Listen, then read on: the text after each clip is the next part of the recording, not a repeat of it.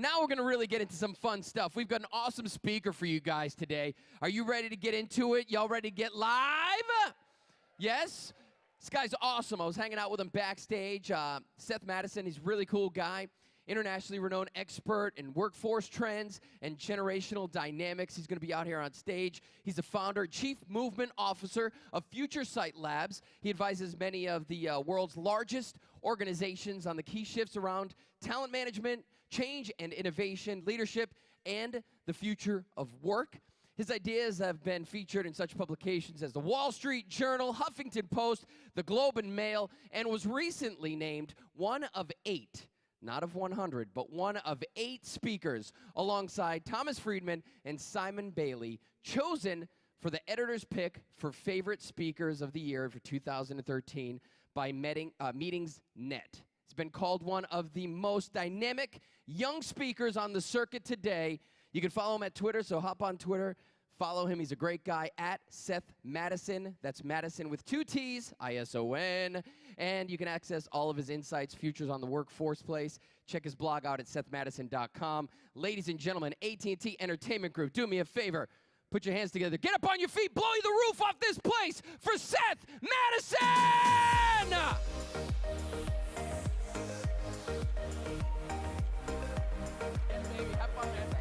Thank you.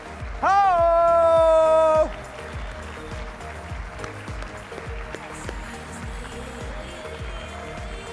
What's up? Oh my gosh, talk about a hype party.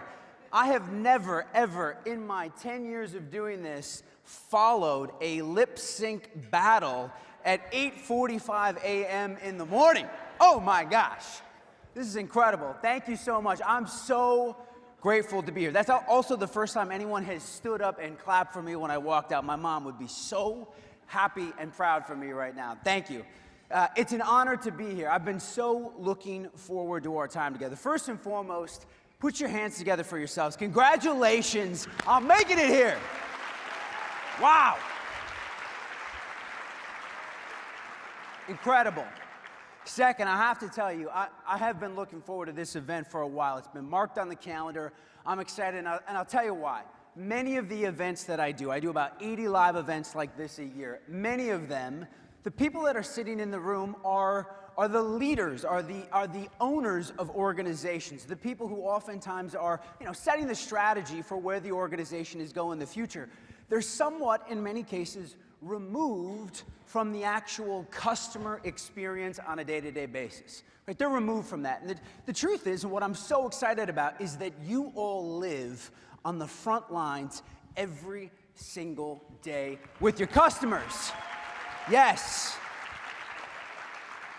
And I mean this with every cell in my body. You have one of the hardest jobs in the world. I have so much respect for what you do. So much respect.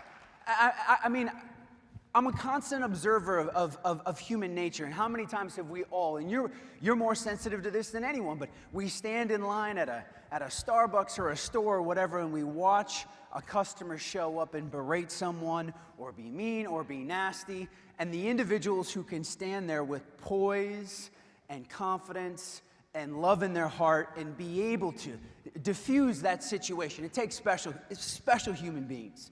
So it's an honor to be here with you, and I want to acknowledge the work that you do, and we're going to talk about today some of the transformational shifts that are happening in the marketplace, how the customer behavior is changing, and then spend a specific amount of time on what that means for you and how you show up in the world to meet these new challenges so that you can continue to elevate the service and the value that you bring, not only to your customers, but to every single person that comes into your life. Now, Corey mentioned my firm, Future Sight Labs.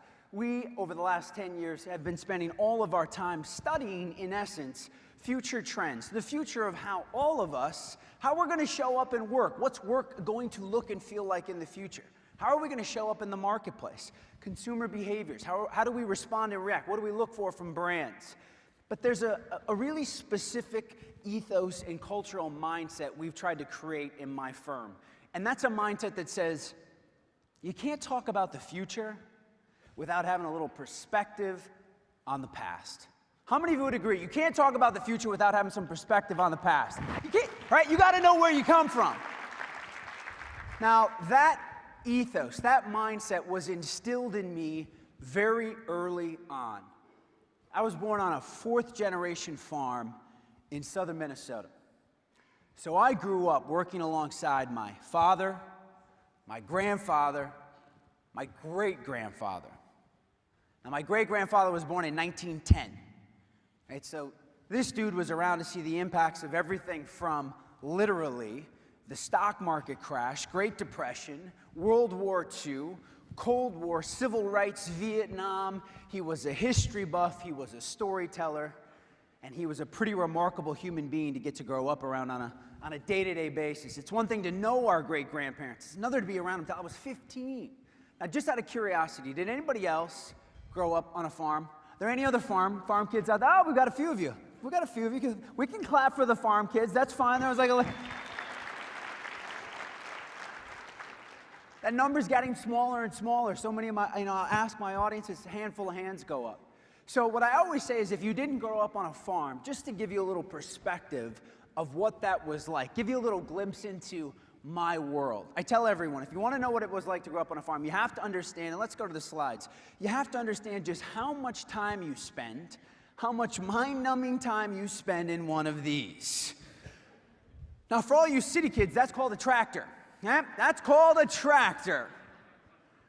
Now, that is not a picture of a tractor, that is a picture of the tractor, one of the tractors that I spent an enormous amount of time in. From the age of about 3 until I was 6, I was in that every day. My mother, God bless her heart, she thought it was a wise move not to send me to daycare, but to leave me home alone with these 3 maniacs, right? And when I tell you it's a miracle that I'm alive with all of my limbs, all of my fingers, it's not an exaggeration. And we put some of those child labor laws into play for a very good reason. My family just chose to ignore all of them. More kids meant more laborers. Now, I'm just old enough to have been around before during my youth, mobile devices, iPhones, iPads, even the Game Boy. We were way too poor to be able to have the Game Boy. So what that means is, growing up in that environment, that tractor cab, endless, mindless hours driving around. What they couldn't do was stick a screen in front of my face to keep me preoccupied. How many of you have little ones today, and you just throw the screen down and it's like silence, it's magic, right? How did we parent before this technology? I don't know how this was possible. I didn't have this.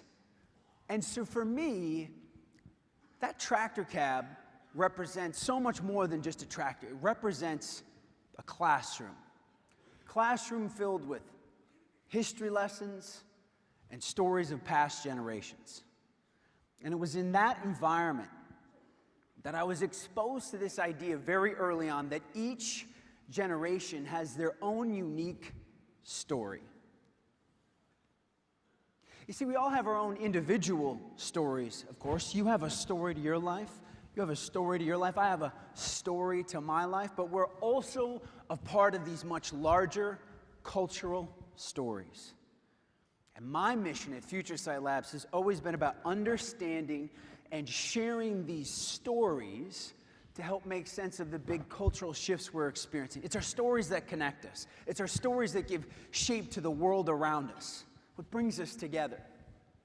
Now, one of the stories we've been tracking and following is millennials. Millennials have been a key demographic, a key market that brands have been focusing on. We at Future Sight Labs have been focusing on that group as well, born between 1980 and 1995. But one of the things that we have found in our research, particularly is how they show up in the marketplace, is that many of the trends millennials have brought with them, right, many of their behaviors and characteristics, their wants and desires, how they interact with brands, they're so influential because of their sheer size, and they're an early indicator of what's to come, is that many of their trends are now being universally adopted by all generations. Right? How they show up in the marketplace now is how almost all customers show up. It's creating a new profile. The empowered consumer profile is starting to show up, starting to emerge in the marketplace. Forrester actually calls this period of time right now the age of the customer. Forrester Research Institute identified we're living through a very unique, a very particular point in time right now we've never seen before as it relates to customers. And again, you're on the front lines of it. They call it the age of the customer. And they've identified 3 pretty specific trends that I think are relevant for our world, that are characteristic of this new empowered customer. First and foremost, speed and efficiency matter more than ever today because people are more busy than ever before. Right? Number one, we're more busy. Right? And you can all relate to this. Right? Because again, we are all customers, consumers in our own lives as well. It's not like it's just this difficult to identify and describe character. We are customers, and we know in our own lives we're more busy than ever before. Hyper-connected, plugged in 24/7. Think about it in your own life. What's the first thing you do? Bless you. What's the first thing you do in the morning when you wake up? What's the first thing you do? You reach over, turn your alarm off on your what? On your phone. And what's the very next button you hit? How many of you are hitting snooze 3-4 times in the morning? Now, don't be lying to me. We're going to talk about that. We're going to talk about that. Very first button we hit is email. Or maybe Snapchat, Facebook, Instagram, Snapchat, then email. But the bottom line is 5:15, 5:30, boom, we're plugged in, we're in the network. What's the last thing you do before you go to bed at night? Boom. Right? Checking in one more time, turning it off. For those of you that are still staying plugged in post-work, I've got some clients that get caught up in playing the who can send the latest email game in their culture. Are you familiar with this game? You know, it's like 9:30 and you're like on, and like Tina fires off an email like, dang, Tina's working late tonight, 9:35. And you're like, I'm gonna show her. 10 o'clock comes, you're like, boom, put one out on top of her. We're sick, we're demented, we're plugged in. Average user checks this device 150 times a day. 150 times a day. Average office worker checks email 30 times an hour. Now we know why work doesn't get done at work. We're more busy. We're also more distracted. Average attention span today, a little over 7 seconds, which is exactly 1 second more than a goldfish, right? And that's what you have to deal with. We're more busy. Second, more informed. Customers today, we have access to more information, more research than ever before. As customer service professionals, people are showing up on those calls, interacting with you in a very different place in the decision-making process or their problem process than they have ever before. Access to more information. So number one, more busy. Number two, more informed. And third, they have more choices. We have more choices than ever before. Competition has come in from multiple marketplaces. It's getting harder to differentiate and gain a competitive advantage with more competition coming into the space. And as a result, customers are showing up with elevated expectations of brands and service providers. It's no longer enough just to provide a quality service or a quality product. It's not enough. Customers are looking for brands and individuals that are going to create remarkable, memorable, meaningful experiences. And the experiences we create for our customers has never been more important. It's never been more important as we enter what is called the experience economy. How many of you have heard the term, the experience economy? So if you haven't, I promise you this will be one of those, you buy a red car, you see red cars everywhere. Now that you've heard it, you will see it everywhere. The experience economy. The experience economy was a phrase coined by Joseph Pine in 1999 in a Harvard Business Review case study, which later became a book. And in this review, Pine basically was stating that we were going through a very interesting, unique point of time right at the end of the end of the 90s and into the 2000s. We were transitioning. So we had transitioned from the 1950s and 60s from a commodities-based economy into a service-based economy. And that now in the late 90s and 2000s, we were going from a service-based economy into the experience economy. Now, what do I mean by that? One of the best analogies I've heard, stories told I've heard around that is from a good friend of mine, Dennis Mosley Williams, to identify, what do you mean, Seth? Commodities to service, service to experience. I'll give you an example. Let's think about a birthday. Our birthday party is a birthday cake. In the 1940s and 50s, for many of us, would be our grandmothers or our mothers. In the 1940s and 50s, if your mother or grandmother was going to make a birthday cake, she would have gone to the grocery store. She would have bought the commodities to make that birthday cake, right? She would have bought the eggs, the flour, the sugar, etc. She would have taken the commodities home. She would have paid 25 cents for those. She would have mixed them together. She would have made the birthday cake from scratch, right? Fast forward to the 1960s. Maybe some of us are mothers or even maybe ourselves. 1960s, instead of going to the grocery store and buying the commodities, she would have went to the grocery store and bought the ready mix birthday cake because Betty Crocker, General Mills came into the marketplace, took the commodities, made a pre-mixed cake to provide the service of a quick mix cake. Make sense? She would have paid $2.50 for the service versus 25 cents. Fast forward to the late 90s, instead of going to the store to make a birthday cake, we outsourced the birthday party experience to Chuck E. Cheese and pay $150 for the experience. Welcome to the experience economy, right? And on the early 2000s, one of the first brands to kind of make a foray into that space was the Rainforest Cafe.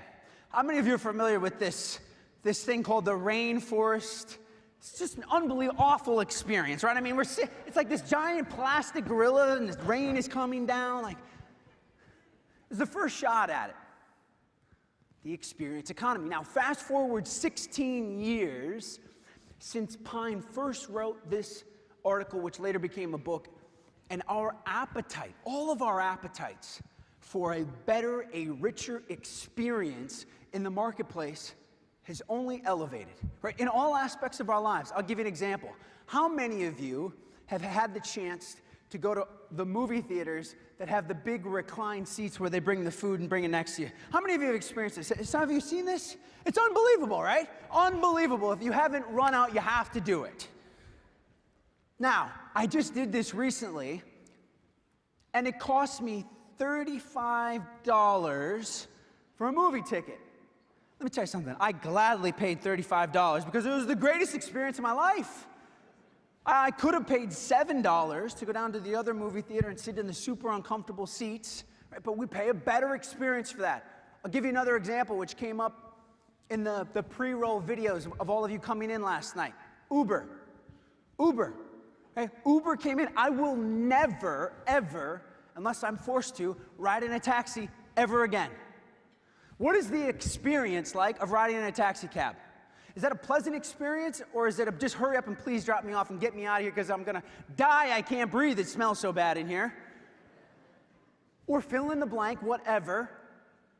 I will gladly pay a premium for a better experience. So we bring these elevated expectations with us into the marketplace. And because we're so connected today, when we have a great experience with one brand, we now carry that expectation to the brands we interact with in all of our lives. So Uber impacts my experience that I expect to have with you at AT&T, right? My experience at the movie theater and the way they treat me in that setting elevates my expectation when I walk into any other store, any other retail center. We have elevated expectations. Puts a whole new level of pressure on each and every one of you because, again, you live on the front lines of this. It's easy for leadership to sit back and we see this trend and say, oh, we know we've got to create a better experience for our customers. You live at the moment of truth. What's the moment of truth? The moment of truth is any touch point that a customer has with a brand. Every touch point equals a moment of truth, and you play at a very critical moment of truth, where that expectation weighs heavily on how you have to then decide how you show up in the world. Now, on top of this, on top of these changing expectations, we're living in a world that continues to move at light speed. Change continues to come down at a pace we've never seen before. We'll see more change and transformation in the next 5 years with customers than we've seen in the past 50. Right? So everything that you've gone through, for those of you that have been around for 5, 10, 15, even maybe 20 years, take everything you've experienced, everything we've seen over the last 50 years, we'll see more change and transformation in the next 5. How do you prepare? How do you show up for that? Now, here's what I know. I know that that's not new for you. I know that you at AT&T are living and breathing that every single day because you are trying to stay on the edge of a digital transformation that's taking place. And I know it hits extremely close to home because I just saw your CEO, Randall Stevenson, throw down the gauntlet specifically around this on his recent article with the New York Times last month, where he said, and I quote, "There is a need to retool yourself, and you should not expect to stop. People who do not spend 5 to 10 hours a week in online learning will obsolete themselves with the technology." 5 to 10 hours a week. You're not alone in that. I work with clients across every single industry, every single space, that are extending the challenge to their people in a similar way. We're operating in an environment that no generation of talent has ever had to deal with before with this level of change. There was a period of time when you could show up and you could put in your 9 to 5, go to work, do a good job, and you could go home and you could turn your brain off. And you could plan to put your time in for 30 or 40 years, retire and ride off into the sunset, and it would all work out. Are we living in those times today? No, we're not. The world is evolving and changing too fast. Today it requires more. It requires you to make the commitment to say, I have to be able to adapt fast enough to stay relevant to the world around me. Now, not all organizations, not all leaders are bold and brave enough to throw down the gauntlet to all of their people and to say, essentially, you have to be able to do this. If you want to stay relevant here, if you want to continue to add value, it's no longer a recommendation, it's going to be a requirement. It's one thing to say that. It's one thing to hear that. It's another to step back and to say, how do I live that? What do I have to do in my life to set it up in such a way to stay relevant to the changes that are being pushed down the marketplace on us today? Now, when I think about your world, I think at the end of the day, there are 2 key trends, 2 key shifts that you have to be aware of as you sit here in this room right now. Not only do you want to stay relevant, you don't want to just get by. If you're in this room, you've already proven that you're an accelerator. You're an overachiever. You want to do more. You want to be more. You want to bring more value into the organization and into your life. So it's going to require more. 2 things you're going to have to stay out front of. Number 1, experience is everything. Right? We are living in the experience economy. Customers have elevated expectations. You live on the front lines. You live and breathe the customer every single day. You live at the moment of truth. You are the physical manifestation of the brand. The more you own this, not only for the benefit of the organization, but for the benefit of yourselves, you will stay out front. 2, change is here to stay. Change is here to stay. We are past the point of no return where we can ask or hope or wish that the marketplace and the world around us would slow down. It's not going to. And so as a result, we have to learn how do we become adaptable enough to respond to the changes that are taking place. And I have 2 very specific principles that I think we have to all start to implement in our lives in order to be able to respond to these key trends happening in the marketplace. First and foremost, you have to start to work from a position of courage. You have to work from a position of courage. And I think we highly, highly, highly underestimate the importance of courage in our world today, particularly in the world of work. We don't talk about it. And it's a shame because if we're honest with ourselves, right now, this is one of the scariest times to be around in the world of work. And I'll speak just for myself. There are nights when I wake up thinking about my business. I wake up in the middle of the night in a cold sweat, and I'm like, I have no idea what's coming next. I can barely keep up with the 3 new technology changes that just happened in the last 6 months. I just figured out how to use Instagram, and now I have to be on Snapchat. I don't know how the heck this tool works. Where's the pause button? Can someone please push pause? Give me 3 months to get my bearings. But we don't talk about that. We glorify change. We make it sound sexy and cool. And regardless of whether or not we make it sound great or we say it's terrible, regardless of the label, if we want to stay relevant, we've got to be able to face that. And to face it is going to take a lot of courage, because one of the things, right, that is the scariest thing that as a human being we have to face in the world today is change. You look at the list of fears for human beings, I think it goes public speaking, death,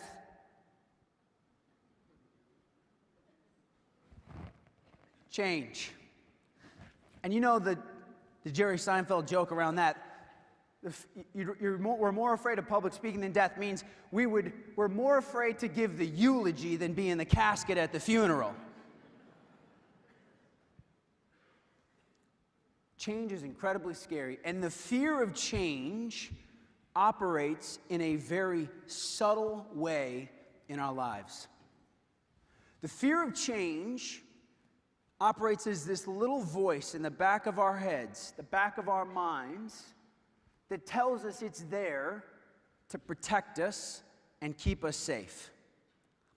It's the little voice that holds you back from stepping forward and doing something that might feel a little scary. It steps in, right? It says, don't do that. You're gonna end up looking foolish. You're gonna fail. You're gonna get laughed at. You're gonna feel insignificant. You're not gonna feel enough. And worst of all, you're not gonna feel loved. And anything that we attempt to do, it swoops in and says, I'm here to protect you, Seth. I'm here to save you from that. But it's a lie. The only way you can continue to adapt and change is you have to be willing to face what makes us uncomfortable. The only way you can grow, and it's actually a really easy way. You want to know if you're growing? Do you want to know if you're growing? Do you feel uncomfortable?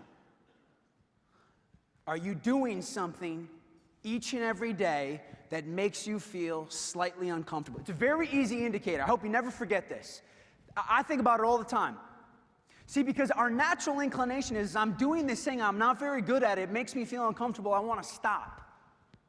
I hate this. I hate the way this makes me feel. It makes me feel silly. It makes me feel stupid. It makes me feel like I'm not enough. It makes me not want to put myself out there.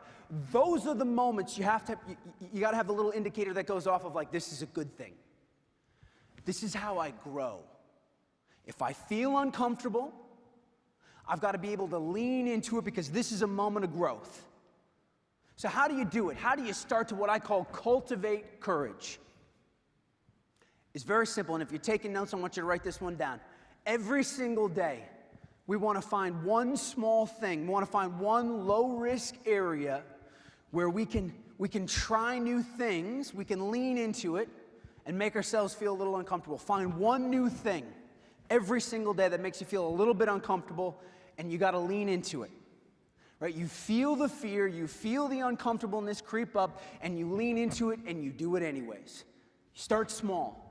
You start small, start with little things, and it will start to grow because let me tell you something. Courage is like a muscle. Courage is like a muscle. The more you use it, the more it grows. How many of you here work out? Raise your hands. How many of you work out? What happens to the body, what happens to our muscles when we don't work out? Do you stay the same?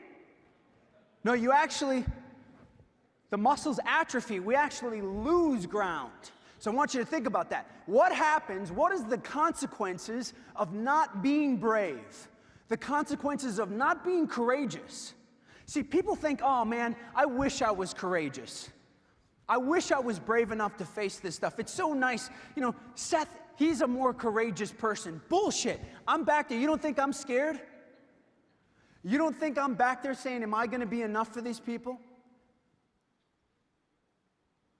Am I going to show up and do something and say something that matters? I'm scared too. If we don't lean into it, we don't stay the same, we actually atrophy. Courage is a muscle, you got to use it to grow. Here's your exercise. Write down one small thing you want to do at work right now that requires courage. Pull your phone out, pull out the notes. If you've got a pen and paper, you all know what it is. You all know there's something that you have been wanting to do. I see your heads nodding.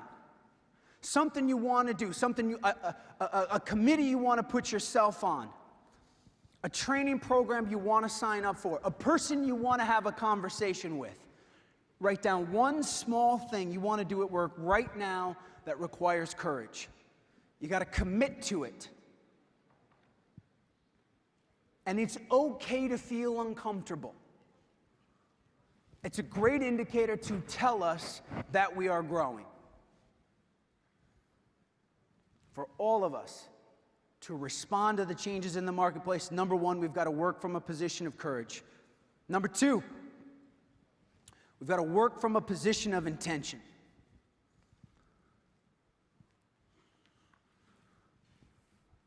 Work from a position of intention. What do we mean by that? Intentionality. The idea of being intentional.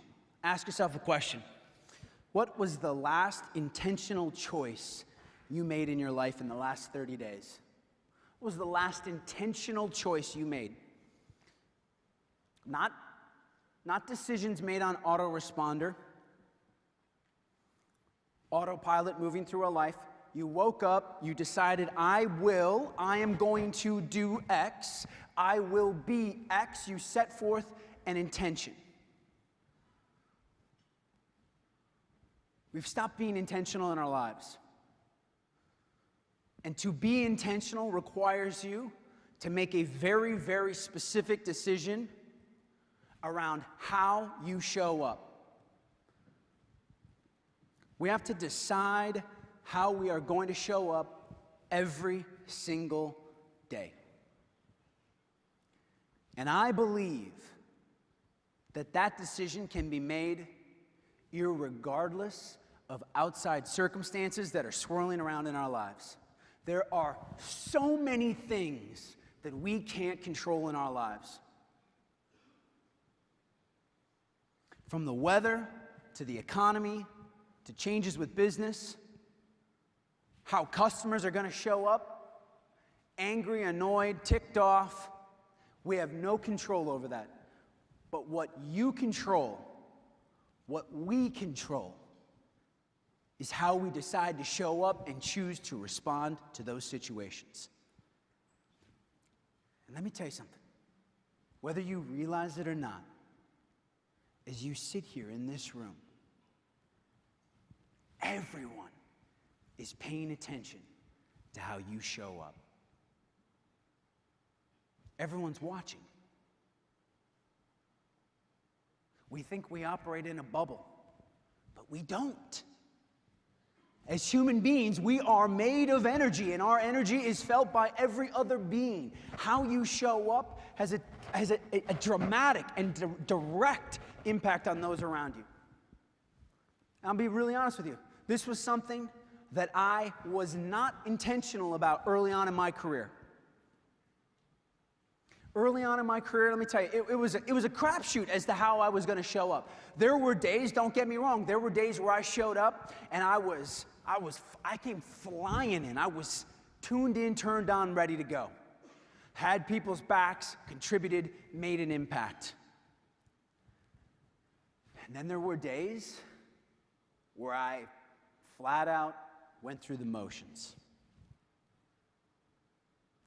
days where I just flat out tried to get through the day. How many of you have ever tried to get through the day? How many of you ever tried to get through the week? How many of you ever tried to get through the month? And then at some point we said, what is it all about? If we're just trying to get through our lives. I have to step into this moment. That's where I was. And why? What was the question mark as to why I would show up that way? Some days be there, some days not. Because if I'm honest with myself, the truth was the night before, you know what? I stayed up too late. I drank one too many beers. I watched the third frickin' episode of that Netflix series instead of just one. And now it's 1 o'clock in the morning. Right? It's the little things. And here's the thing. It costs me. It costs me in ways I might not even ever know. It costs me with my relationships with my teammates. People not knowing for sure, will I have their back? Will I show up? Will I be able to be a key contributor? It cost me with mentors and leaders that I wanted to have in my life. I heard in the opening video, I don't know where she is, I've been trying to find her. She says, I got ideas. I want to talk to the big people.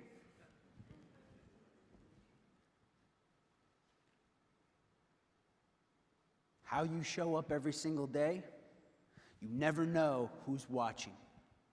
And I know for me, it cost me with those people. And it wasn't until I finally realized, I started to look around and see the consequences of those actions. Because they're small, they lull us to sleep. That I made the intentional choice to never leave to chance how I showed up ever again. And you know what? It was actually a very small but very intentional turn, and it's completely changed my life. It took me from a going nowhere 3-year associate, who knows where this kid's going to end up, to having the opportunity to stand here with you today. It's very simple, and I want to share it with you. It all started with my morning. How many of you feel like you have a dialed-in morning routine? Raise your hands. Like you feel like you own your morning. If you do, congratulations, good for you. I did not. It was something that I struggled with tremendously. My morning looked like a car wreck, right?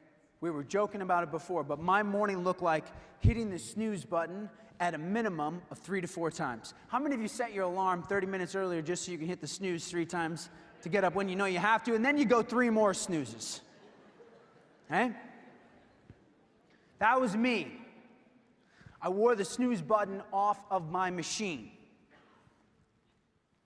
Those days were over. I read most successful people we follow wake up 3 hours earlier than when they need to be somewhere. 3 hours. I want you to think about that in your life. A 3-hour commitment before you show up at work. The most successful people, that's the price that they're willing to pay to put in the time. Now, 3 hours might not be realistic for you. I can tell you that this morning, I didn't make 3 hours, but I made 2.5. We had to be down here at 6:30 for AV check this morning. My alarm went off at 4 a.m., and I'll be perfectly honest with you, I did hit the snooze button once. It was 4:08. I'm coming in from California. That's a 3-hour time zone change. It's 1 o'clock my time. But I know that if I want to show up here right now and try to make this moment matter, there's things that I have to do before I get here. Now, you don't have to do 2.5, you don't have to do 3, but at a minimum, 30. And here's what you use those 30 minutes with. This is what I started with, and this changed my life. The first 15 minutes of your morning are the most important, the most critical of your entire day. How you choose to use those, you have to stop and think. For me, I spend the first 15 minutes of my morning in a gratitude meditation. If for you, your faith is important to you, if you meditation has changed my life. Meditation and gratitude in particular. It's 15 minutes of taking stock of all of the things that I have to be grateful for in my life. I use a very specific tool. I wish I would have created this little book. It's called the 5-Minute Journal. If you're familiar with it, pass it on to your friends. If you're not, get it. I have no affiliation. I don't make any money from you buying it, but it's changed my life. The 5-Minute Journal. It's very simple because it helps give us some structure. You're writing down 3 things you're grateful for, 3 intentions for the day, and a mantra. And it goes back to the blue car case study. You buy a blue car, you drive off the lot, and what do you see everywhere? Blue cars. You put in your mind, you put into your psyche everything that you have to be grateful for. And let's be honest, if you're in this room, we have a lot to be grateful for. 3 intentions for the day. First 15 minutes. The next 15 minutes, you got to move your body. If you have time and you make the commitment and you can go to the gym for a full gym exercise, great, good for you. Most of us, that's not reality. We've got kids, the day is going, it starts off crazy. No one has an excuse for not 15 minutes of moving your body. And that can be as simple as in your hotel room, 15 minutes of push-ups, sit-ups, jumping jacks, even simply stretches. You have to move your body. Now, you've just bought yourself, in those 30 minutes, your mind, your heart and soul, and your body are ready to attack the day. You have to physically get ready. You have to change your state to meet the day. So the first part of deciding how you show up has to do with getting yourself into peak state. The second part has to do with being present to the moment. You see, we are living in the age of distraction. And it is costing us in ways that we can't even comprehend yet. Because all of us can relate to the individuals that we will see in this next commercial clip. Value overall is... Look at us, a nation of checkers. Missing this moment to check all the other moments. Really, Mom? Just one look. They'll never notice. Checkers, you can keep failing at trying to sneak a peek. Or you can change the way you check your phone. Is 3-0 in the first? How'd you do that?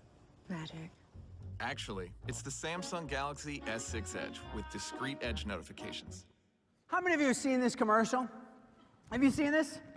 So Samsung comes to marketplace, essentially what they're doing is they're seeing a trend in the marketplace, right? We've stopped being present to each other, right? We can't be present to each other. And instead of saying, hey, you know what, let's push pause on the technology for just a second and actually step into the moment with each other, Samsung's like, you know what, let's give you a tool so you can keep not being present to each other, but do it in a way so no one knows you're doing it. Discrete edge, even the way we discrete edge notification is so bad. It's so bad. You think about it in your life, right? We've stopped being present to those around us. And it's not just in our professional lives. And this plays out in our personal lives too. In fact, sometimes we show up the least for the people we love the most. I'll give you a very specific example because I'm living this too. I'm not outside of this. This past summer in August, my wife got a new position that moved us from Florida back to California. She took a big role, big job. She was excited, but totally freaked out and scared too. And this is at a period of time last summer where, for me and my business, work was pouring down on top of me at that moment. And we're back in Los Angeles, and I'll never forget this day. We're sitting in a car on the 405, stuck in traffic like always. And this is her first week of work. And she's telling me this is like her 3rd day there. And she's super stressed out, right? Overwhelmed, feeling totally overwhelmed. What did I sign up for? What did I do? Feeling guilty of, I moved us halfway across, full all the way across the country. Was this the right move? Stressed out, emotional. And I am, as she's telling me this, 1,000 miles away in my mind. And I am yesing my wife. Now, I don't know if you've ever been there. You don't have to raise your hands. But my guess is you've maybe been there. Now, do you think she could feel that? Do you think she would knew that? Well, it wasn't until I realized that the car has gone silent. You ever had one of those moments? Where I finally come back into my body in the car, and I look over, and there are tears streaming down my wife's face. She wasn't crying because she had a bad day. She was crying because in that moment, she felt totally alone in the relationship.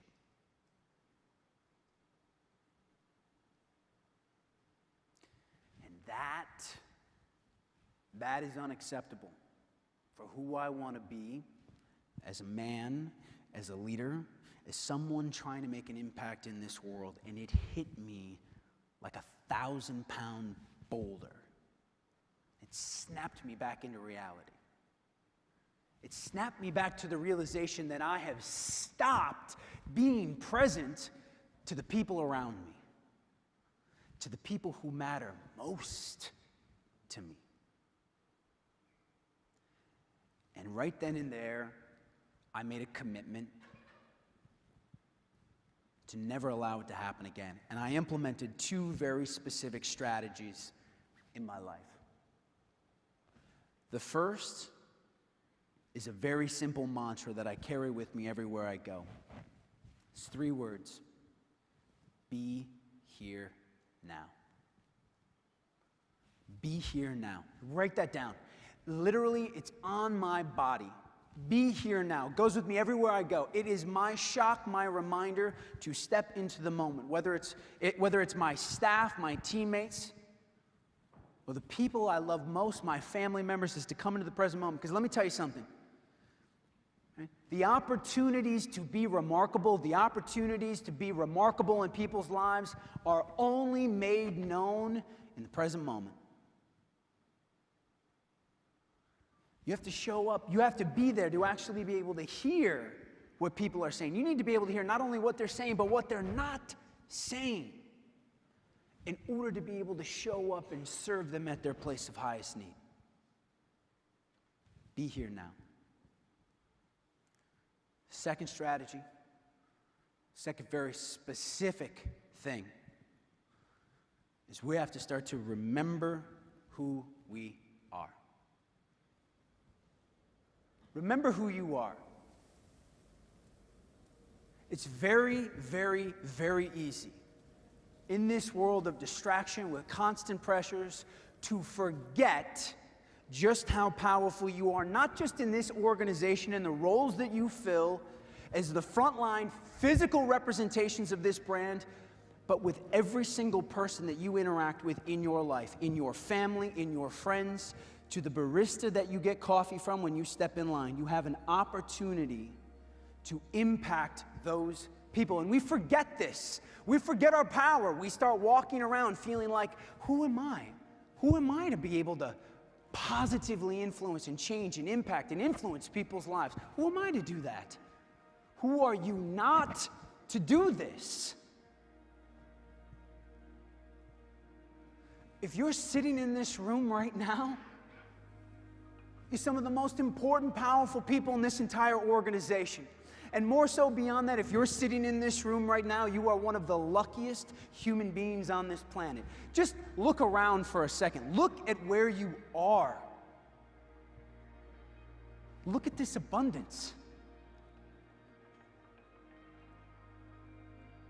But if you're here right now, my guess is you probably didn't get here by yourself. My guess is that someone, somewhere, at some point, stepped into your life at a moment of inflection and helped you become the person that sits here in this room today. They saw more of you than you saw in yourself at that moment. Who was that person? Who was that person for you? Was it a teacher, coach, parent, maybe a boss? I want you to take 30 seconds, and I want you to write one name down. Pull your phones out. Don't not do this one. Pull your phones out if you've got a pen. I want you to write one name down. Who is that person that helped you become who you are right now sitting in this room? Who is it? In fact, I'm going to do it with you.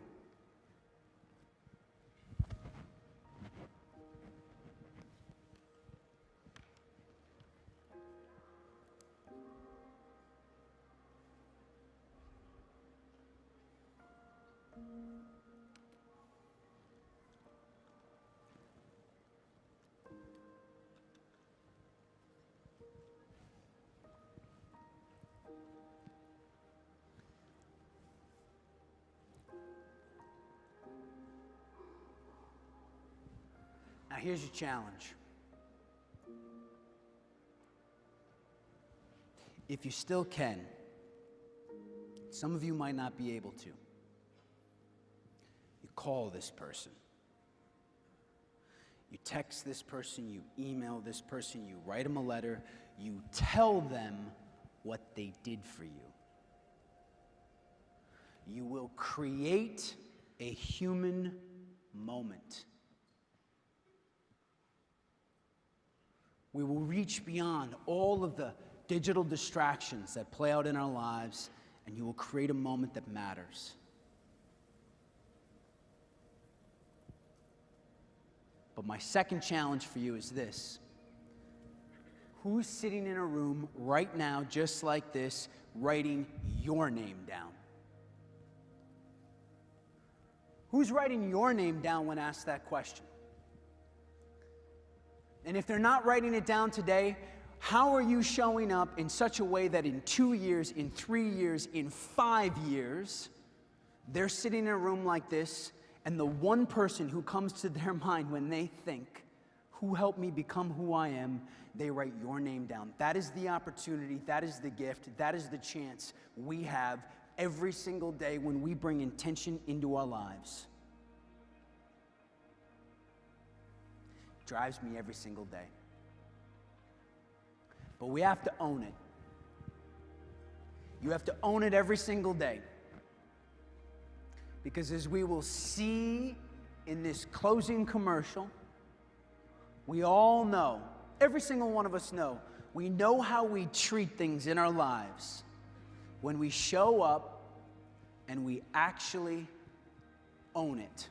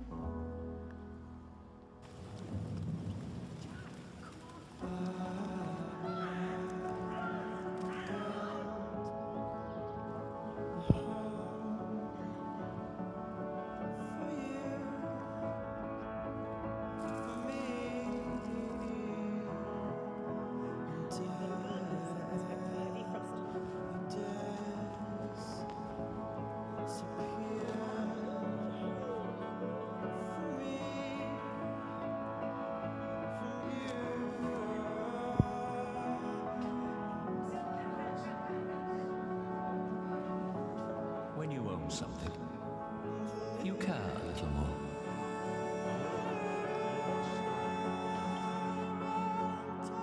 Everyone who works at Waitrose owns Waitrose.